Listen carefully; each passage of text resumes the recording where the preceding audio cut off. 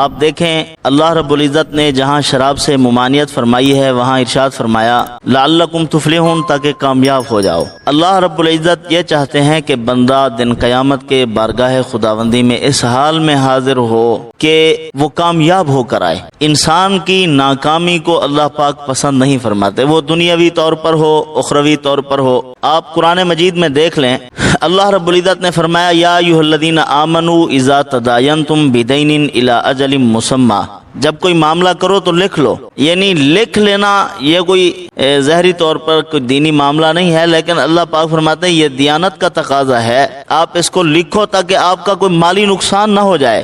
اس کے لیے گواہ بناؤ، لکھت پڑھت ہو، کچھ سامنے آپ کے چیکنگ بیلنس ہو، آپ کا ایک نظام ہو تاکہ آپ کا نقصان نہ ہو۔ یعنی دنیاوی طور پر بھی اللہ پاک انسان کی کامیابی چاہتے ہیں، انسان کی ناکامی کو پسند نہیں فرماتے۔ تو انسان کی کامیابی کے لیے اللہ پاک نے 4 اثاثہ جات انسان کو مرحمت فرمائے ہیں، جن کو فطری ہتھیار بھی کہا جا سکتا ہے۔ انسان کی پیدائش کے وقت ہی اللہ پاک وہ 4 اثاثہ جات اور 4 ہتھیار مرحمت فرما دیتے ہیں۔ اب جیسے جیسے وہ بڑا ہوتا جاتا ہے وہ 4 اثاثہ جات بھی پروان چڑھتے جاتے ہیں۔ اللہ پاک فرماتے ہیں ان کو بروئے کار لاؤ، ان کو استعمال کرو اور ان کو استعمال کرتے ہوئے اپنی کامیابی کی راہ پر گامزن ہو جاؤ۔ اب جو ان کو استعمال کرتے ہیں اللہ پاک ان کو کامیابی کے یعنی ثریا تک پہنچاتے ہیں، بہت بلندیاں مرحمت فرماتے ہیں۔ جو ان کو بروئے کار نہیں لاتے، استعمال نہیں کرتے، بلکہ ان فطری صلاحیتوں کو ضائع کر دیتے ہیں، تو وہ زندگی کو بھی ضائع کر بیٹھتے ہیں۔ لوگ ان کو ملعوبہ بنا دیتے ہیں، لوگ ان کو ایک کھیل کود کی چیز اور ایک تماشا گاہ اور تمسخر کی چیز بنا لیتے ہیں۔ ہر وقت اس پر ہنسنا، اس کے لیے تانے کسنے، جملے کسنے، مختلف قسم کی اس کے اندر جو صلاحیتیں ہوتی ہیں وہ بھی ختم ہو جاتی ہیں۔ تو اللہ پاک فرماتے ہیں اپنے رد عمل کے لیے ان 4 اثاثہ جات کو استعمال کرو۔ ان میں سے جو پہلا اثاثہ اللہ پاک نے انسان کو مرحمت فرمایا ہے وہ ہے خود آگاہی۔ خود آگاہی یعنی انسان اپنے آپ سے آگاہ ہو، اپنی حیثیت اور اپنے مقام کو پہچانے، ذرا اپنے حالات سے ہٹ کر اپنے آپ کو دیکھے۔ حالات اور معاملات اور معاشرے کی پراگندگی، مختلف قسم کے معاملات ہوتے ہیں، ان سے ذرا ہٹ کر ان کو ایک طرف کر دے، اپنی ذات کو پہچانے، اپنے آپ کو پہچانے، میں کیا ہوں، کیا اللہ نے میرے اندر صلاحیتیں رکھی ہیں۔ اسی کو اللہ پاک نے قرآن مجید میں فرمایا ہے بلیل انسان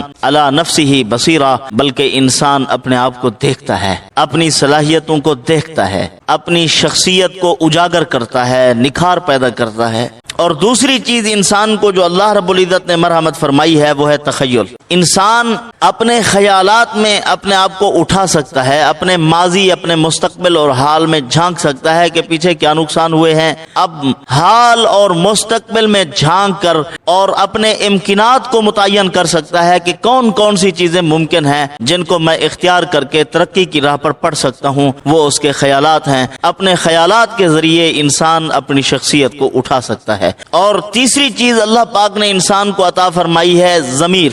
خیالات مختلف قسم کے ہوتے ہیں، نیگیٹو بھی ہوتے ہیں، پازیٹو بھی ہوتے ہیں، کوئی مثبت ہوتے ہیں، کوئی منفی ہوتے ہیں، کوئی انسان کو ناکام کرنے والے ہوتے ہیں، اور کچھ خیالات ایسے ہوتے ہیں جو انسان کو کامیاب کرنے والے ہوتے ہیں۔ تو اللہ پاک نے ان کی پرکھ کے لیے انسان کو ایک ضمیر عطا فرمایا ہے جس میں کھرے اور کھوٹے کو پہچان سکے، کون سا جائز ہے، کون سا ناجائز ہے، کون سا خیال میرے حق میں ہے، کون سا خیال میرے خلاف ہے، کون سا خیال وہ مجھے صحیح راہ پر ڈال رہا ہے، کون سا خیال جو ہے وہ مجھے مائنس کر رہا ہے، مجھے منفی پہلو کی طرف لے کر جا رہا ہے، میرے رشتہ داروں کو، عزیزوں کو مجھ سے دور کر رہا ہے، معاشرے اور ماحول میں جو میں نے کردار ادا کرنا تھا اس سے مجھے ایک طرف کر رہا ہے، وہ کون سا خیال ہے۔ وہ سوچ کر اپنے آپ کو ایک صحیح راہ پر ڈال سکتا ہے، اچھا خیال جو اس کے حق میں ہے وہ اس کو اختیار کرے۔ اسی کو اللہ پاک نے قرآن مجید میں فرمایا فَأَلْهَمَهَا فُجُورَهَا وَتَقْوَاهَا۔ انسان کے اندر میں نے دونوں مادے رکھے ہیں، گناہ کا بھی مادہ رکھا ہے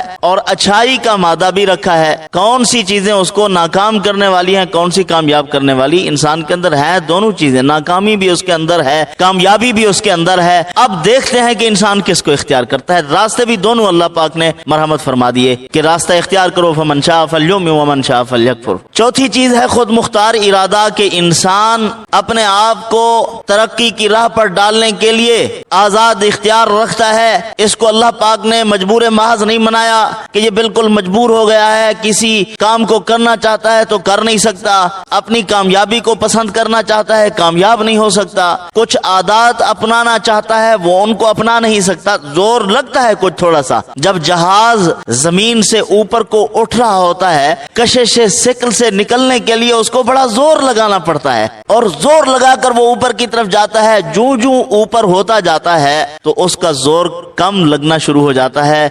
जब परवाज ऊपर को हो जाती है फिर सहूलत के साथ, एतदाल के साथ चलता जाता है, उसको ज्यादा जोर लगाने की जरूरत नहीं पड़ती। पहले पहले इस गंदगी से, गंदे माहौल से, और वो जो हमें परगंदा कर रहा है, हमें इंसानियत से गिरा रहा है माशरा माहौल, उससे निकलने के लिए जोर लगता है। और उसके लिए एक और चीज भी आपको जबरदस्त बतलाऊं, उसके लिए इंसान को कुव्वत इरादी उसकी मजबूत होनी चाहिए। डिटर्मिनेशन पावर जिसको कहते हैं, वो डिटर्मिनेशन पावर मजबूत होती है जिक्र इलाही से, तिलावत कुरान से, नमाज से, तहज्जुद से। इन मामूलात को जितनी हम करते जाएंगे, अल्लाह का कुर्ब हासिल करते जाएंगे, उतनी ज्यादा हमारी डिटर्मिनेशन पावर मजबूत होती जाएगी। और उस कुव्वत इरादी के जरिए से हम अपने आप को जैसे चाहेंगे, रिमोट कंट्रोल हमारे हाथ में होगा हमारा, जिस तरह चाहेंगे हम अपने आप को कामयाब कर सकते हैं। अगर ऐसा नहीं है तो फिर हमारा रिमोट कंट्रोल गैरों के हाथ में होगा।